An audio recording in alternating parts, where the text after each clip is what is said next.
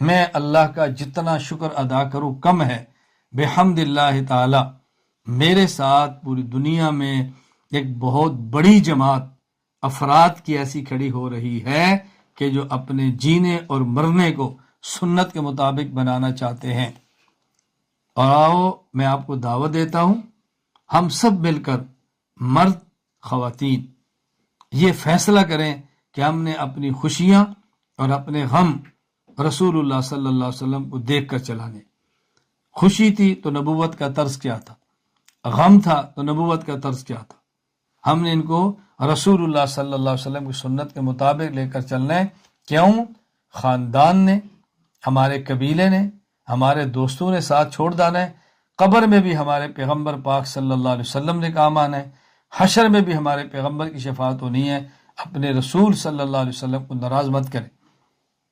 میں ایک بات کہہ کر اپنی گفتگو ختم کرتا ہوں جو نہایت دکھ دینے والی بات ہوتی ہے۔ ہمارے ہاں جب نکاح کا موقع آتا ہے تو ہم اپنے چچا، اپنے ماموں، اپنے پھوپھا، اپنی خالہ، پھوپھی، جتنے رشتہ دار ہیں، بہنیں، بھائی، ہر کسی کو خوش کرتے ہیں کہ اس موقع پر کوئی ناراض نہ ہو۔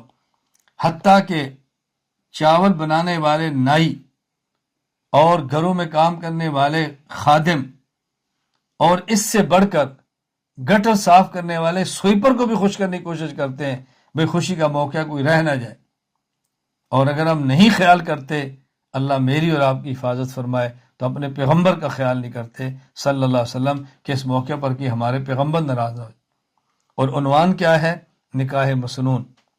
ہو کہا رہا ہے حال میں، مرد عورتیں جمع ہیں، گانے بج رہے ہیں، موسیقی چل رہی ہے، ڈانس ہو رہا ہے، ویڈیو بن رہی ہے، اور عنوان کیا ہے؟ نکاح مسنون۔ عنوان کیا ہے؟ ولیمہ مسنونہ، اور گناہوں سے بھرا پڑا ہے۔ میں خدا کا واسطہ دے کر کہتا ہوں، ہم یوں رسول اللہ صلی اللہ علیہ وسلم کی سنتوں کو ذبح نہ کریں، رسول اللہ صلی اللہ علیہ وسلم کی مبارک سنتوں کا مذاق نہ اڑائیں۔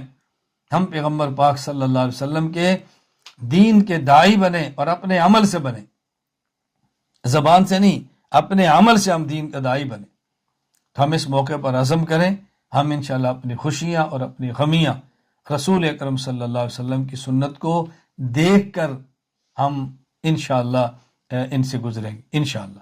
اللہ مجھے اور آپ سب کو عمل کی توفیق عطا فرمائے۔